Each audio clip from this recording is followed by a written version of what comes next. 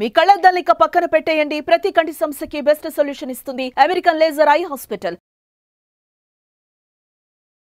Hi hello నమస్తే, welcome back to Suman TV. ప్రస్తుతం స్టూడియోలో ఉన్నారు పాల్ ఇమాన్యుయల్, ఇంటర్నేషనల్ స్పీకర్. నమస్తే సార్. నమస్తే అండి. సార్, ఈ కోల్కతా ఇన్సిడెంట్ పైనే సిబిఐ ఇన్వెస్టిగేషన్లో బాధితురాలు డైరీ ఏదైతే ఉందో అది వాళ్ళు తీసుకోవడం జరిగింది. మరొక ఇంపార్టెంట్ విషయం ఏంటంటే ఆ డైరీలో ఒక పేజీ చింపివేసి ఉంది. అంటే అసలు ఏముంది ఆ పేపర్లో, ఎందుకు చిరిగి ఉంది ఆ పేజీ అంటే మీ అనాలైసిస్లో? ఓకే, సిబిఐ వాళ్ళు చాలా మంచి వర్క్ చేస్తున్నారండి. ప్రతిదాన్ని కూడా అబ్జర్వేషన్లోకి తీసుకుంటున్నారు. వాస్తవానికి ఈ అభయ చాలా ఇంటెలిజెంట్ గర్ల్. అఫ్ కోర్స్ అంటే ఎంబీబీఎస్ చదివినటువంటి వ్యక్తులు చాలా క్లెవర్స్ అని చెప్పుకోవచ్చు. చాలా హార్డ్ వర్క్ చేస్తారు. మోర్ ఓవర్ తను పల్మనాలజీ చదువుతా ఉంది, చెస్ట్ స్పెషలిస్ట్. చాలా హార్డ్ వర్క్ చేసేటువంటి అమ్మాయి. 36 hours నుంచి ఆమె డ్యూటీలో ఉంది. చాలా వేధింపులు ఉన్నాయండి ఆమె మీద. ఎందుకంటే ఆమె నిజాయితీగా ఉంటుంది. సో అసత్యాన్ని ఏనాడు కూడా అసత్యాన్ని అంగీకరించరు. వాస్తవానికి ఎంబీబీఎస్లో ఏం జరుగుతుందంటే పీజీలో వాళ్ళు థీసిస్ సబ్మిట్ చేయాలి. ఆ థీసిస్ సబ్మిట్ చేయడానికి గైడ్లు హెల్ప్ చేయాలండి. ఎందుకంటే వారు థీసిస్ సబ్మిట్ చేసి తీసుకెళ్తారు, వారు సంతకం పెట్టాలి. సో ఒకవేళ కనుక ఏమి కోఆపరేట్ చేయకపోతే చాలా భయంకర విషయాలు నాకు తెలుసు ఎంబీబీఎస్ గురించి. వీళ్ళు కొన్ని సందర్భాల్లో ఆ గైడ్ల దగ్గరికి వెళ్ళినప్పుడు వాళ్ళు కమిట్మెంట్ అడుగుతారండి. చాలా విచారం. సో వాళ్ళు సహకరించకపోతే ఇబ్బంది పెట్టడం ప్రారంభిస్తారు. సో ఈ ప్రిన్సిపల్ కూడా ఏం చేశాడంటే ఇబ్బంది పెట్టడం ప్రారంభించాడు. మరి ఏం కోరాడో తెలియదు, లేకపోతే ఏ సీక్రెట్స్ తన దగ్గర ఉన్నాయో తెలియదు. కానీ సో మొత్తానికి ఆమె వేధింపులు గురవుతుంది. ఆ టైంలో ఆమె డైరీ రాసేటువంటి అలవాటు ఉందండి. మంచి విద్యార్థులందరికీ కూడా డైరీ రాసేటువంటి అలవాటు ఉంటుంది. ఆ డైరీ ఎప్పుడైతే సిబిఐ వాళ్ళు చూసారో ఒక పేపర్ చిరిగిపోయి ఉందట. సో సిబిఐ వాళ్ళు ఏమి అభిప్రాయపడుతున్నారంటే దానిలో ఈ యొక్క ప్రిన్సిపల్ సందీప్ ఘోష్ యొక్క అరాచకాలు, సందీప్ ఘోష్ ఏ యొక్క స్కామ్స్ చేస్తున్నాడో అందులో ఆమె రాసుకుని ఉంటుంది. ఒకవేళ ఆ యొక్క డైరీలో అది ఉంటే కనుక అతను నేరం బయటపడుతుందనే ఉద్దేశంతో సో ఆ పేజీని చింపేశారు అనే విషయం ధృవీకరణలోకి వస్తుందండి. సో ఆ పేజీలో ఖచ్చితంగా ప్రిన్సిపల్ యొక్క అరాచకాలు ఉంటాయి. ఆమె పర్సనల్గా ఏదో రాసుకుంది, అది ఖచ్చితంగా వారి నేరస్తులని రుజువుపరుస్తుందేమో, అందరు బట్టి దాన్ని చింపేశారు. సార్, చూసుకుంటే పేరెంట్స్ని ఒక ఛానల్ వాళ్ళు ఇంటర్వ్యూ చేశారు. ఆ ఇంటర్వ్యూ క్రమంలో వాళ్ళు చెప్పింది ఏంటంటే మా అమ్మాయి చాలా ఇంటెలిజెంట్ అండి. ఇప్పుడు నేను అన్నారు ఒక ఇంటెలిజెంట్ స్టూడెంట్ డైరీ మెయింటైన్ చేస్తారు, రోజు వారి వాళ్ళు జరిగే సంఘటనలు కానీ ఏవైనా సరే, వాళ్ళ పర్సనల్ అనుకోవచ్చు, మీరు అన్నట్టుగా డ్యూటీలో జరిగినటువంటి ఏదైతే టైమింగ్స్ ఉంటాయో, ఆ క్రమం ఉంటాయో, మీరు అన్న అరాచకాలు బయట పెట్టే అటువంటి సంఘటనలు కూడా షేర్ చేసుకోవచ్చు డైరీ అనేది.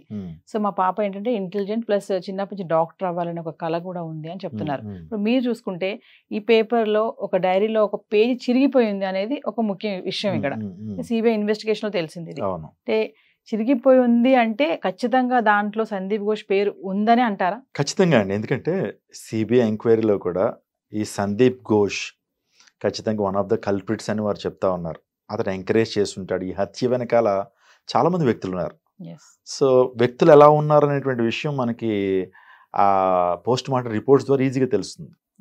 సో ఈమె కట వాస్తవానికి తల్లిదండ్రులకు ఎప్పుడు చెప్పేదట, mummy I want become a good doctor, నేను గోల్డ్ మెడలిస్ట్ అవ్వాలి, సమాజానికి మేలు చేయాలి అనుకు మంచి కమిటెడ్ డాక్టర్ అండి ఈమె. సో ఆమె ఖచ్చితంగా డైరీ ఉంది, అంబిషియస్, ఆమె మంచి అంబిషన్స్ ఆమెకు ఉన్నాయి. ఇటువంటి అభయాన్ని ఎంత బ్రూటల్గా చంపడం అనేటువంటిది వాస్తవానికి ఆమె శరీరం అంతా కూడా ఘాట్లేనండి. ఆ తర్వాత థైరాయిడ్ గ్లాండ్ పగలగొట్టారు, ఆ తర్వాత రిప్స్ పగిలిపోయినాయి, ఇంకా చాలా భయంకరమైన చిత్రహింసలు చేశారండి. ఆమెను ఒప్పుకోమని భయంకరమైన రీతిలో వేధించారు. ముందు వీడియో బయటకు వచ్చింది కదా, ఆ వీడియోలో ఆల్రెడీ ఈ గొంతు నులిమినట్లుగా ఆ వీడియో బయటకు వచ్చింది. వాస్తవానికి కొంతమంది ఎక్స్పర్ట్స్ చెప్తుంది ఏంటంటే ఆమెతో ఒక పాన్ వీడియో చేయాలనేటువంటి ఆలోచన ఉన్నదట. కానీ దానికి ఒప్పుకోకపోవటం, ఆమెను ఒక చెడ్డ స్త్రీగా చిత్రీకరించాలి అనే ఉద్దేశంతో ఒక పాన్ వీడియో తీయటానికి సో వాళ్ళు రంగం సిద్ధం చేశారు. దానికి ఒప్పుకోబెట్టేసరికి చంపడం జరిగిందనే విషయం కూడా కొంతమంది విశ్లేషకులు చెబుతూ ఉన్నారు. ఏదైనప్పటికీ అండి ఇటువంటి అరాచకాలు, ఇటువంటి భయంకరమైన సంఘటనలు భారతదేశంలో తరచూ జరుగుతూనే ఉన్నాయి. చట్టాల్లో మార్పు రావాలి, ఆ తర్వాత విధానాల్లో మార్పు రావాలి. గాంధీ మహాత్ముడు ఏనాడు చెప్పాడు, భారతదేశానికి ఎప్పుడు స్వాతంత్రం వచ్చినట్టంటే ఒక స్త్రీ భారతదేశపు రోడ్ల మీద నిర్భయంగా ధైర్యంగా నడిచినప్పుడే భారతదేశానికి స్వతంత్రం వచ్చింది అన్నాడు.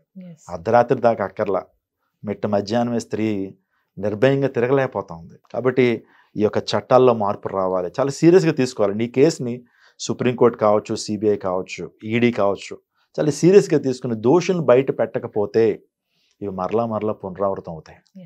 సార్, ఇందాక ఒక విషయం అన్నారు, మెడికల్ స్టూడెంట్స్కి సబ్మిట్ చేసే ప్రాజెక్ట్ కానీ ఏదైనా రిపోర్ట్కి సిగ్నేచర్ చేయాలంటే పైన అథారిటీ వాళ్ళు ఖచ్చితంగా ఇలాంటి వాళ్ళని ఇబ్బందులు గురి చేస్తారంటారా? అంటే మీరు మాకు ఖచ్చితంగా అండి, ఎక్కడైనా సరే ఉమెన్ మీద దాడులు జరుగుతూనే ఉన్నాయి.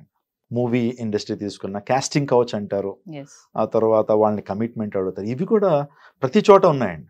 సో మెడికల్ డిపార్ట్మెంట్లో వాస్తవానికి ఆ గైడ్ వాస్తవానికి సీనియర్ డాక్టర్స్ కావచ్చు, వీళ్ళందరూ కూడా ఎక్కువగా ఇలాంటివి జరుగుతున్నాయండి.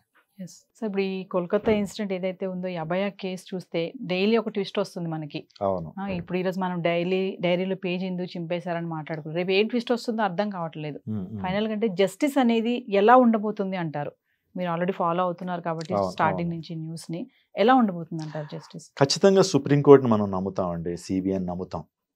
సో ఈ పరిస్థితుల్లో కూడా సిబిఐ ఖచ్చితమైనటువంటి తీర్పు ఇవ్వకపోతే ఇంకా భారతీయులుగా మనకి హోప్ లేనట్టే. సో ఈ కేసులో సరైనటువంటి తీర్పు ఇవ్వలేకపోతే ఇంకా మనకి భద్రత లేనట్టే అని చెప్పుకోవచ్చండి.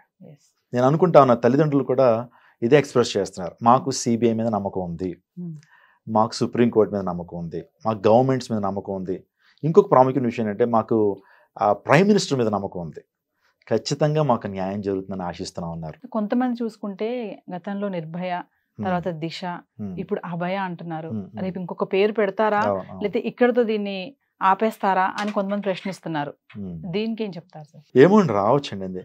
ఇది జరుగుతున్నప్పుడే ఇంకా చాలా రకరకాల కేసులు కల్కట్టాలో నమోదైనాయి. రీసెంట్గా ఆంధ్రాలో కూడా మీకు ఆల్రెడీ తెలుసు, ఒక ఆటో డ్రైవర్ ఒక అమ్మాయిని రేప్ చేశాడు. ఇంత భయంకరమైన రీతిలో యాజిటేషన్ జరుగుతున్నా, ప్రొటెస్టులు జరుగుతున్నా, ఇంకా జరగాల్సిన జరుగుతూనే ఉన్నాయి. అంటే ప్రజల హృదయాల్లో మార్పు కావాలండి. ఎన్ని చట్టాలు వస్తున్నా, ఎన్ని సంస్కరణలు వస్తున్నా సరే మనిషి హృదయం మార్చబడకపోతే ఇవి జరుగుతూనే ఉంటాయి. ఇంకొకటి, సుప్రీంకోర్టు వాళ్ళు ప్రాస్టిట్యూషన్ లీగలైజ్ చేయటం, అది కూడా చాలా బాధాకరమైన విషయం. ప్రాస్టిట్యూషన్ లీగలైజ్ చేయటం అనేటువంటిది చాలా బాధాకరమైన విషయం. అంటే అందరికీ లైసెన్స్ ఇచ్చేస్తున్నారు, తద్వారా ఇలాంటి కార్యాలు జరగటానికి. ఆ తర్వాత మొబైల్లో ఉన్నటువంటి పోర్నోగ్రఫీ ఎక్కువగా దానికి ఇన్ఫ్లుయెన్స్ అవుతూ ఇలాంటి భయంకరమైన అరాచకత్వాలు చేస్తున్నారు. సో సంజయ్ రాయ్ కూడా అతను ఫోన్ చెక్ చేసినప్పుడు అందులో అన్నీ కూడా పోర్న్ వీడియోస్ ఉన్నాయట.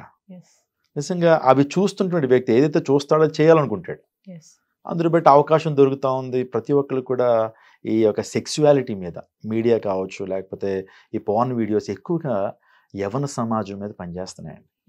అందుని బట్టి ఇటువంటి దాడులు, ఇటువంటి రేప్స్ జరుగుతున్నాయి. వేచి చూద్దాం సార్, జస్టిస్ ఎలా ఉండబోతుందో. Thank you sir. Thank you so much అండి.